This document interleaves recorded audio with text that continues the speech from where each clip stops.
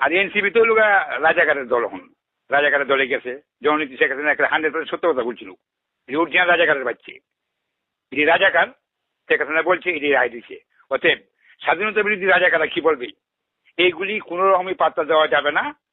জামাত ইসলাম স্বাধীনতা বিরোধী গণহত্যাকারী। আরে যার ভিতর দেশপ্রেম নাই, 72 সংবিধানে পরিষ্কার বলা আছে, যে ব্যক্তির ভিতর দেশপ্রেম নাই তাকে এমপি তো অনেক বড় বিষয়, একজন ওয়ার্ডের মেম্বারও নির্বাচিত করা যাবে না।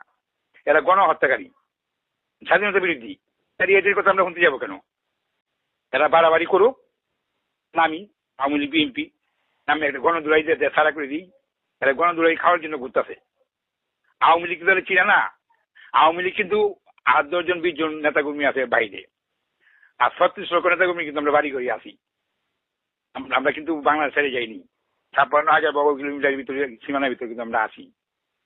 হয়তো কিছু শীর্ষ নেতা বাইরে রেস্টে আছে, কিন্তু ভারতে কলকাতা যে কোনো মুহূর্তে ঢুকবো।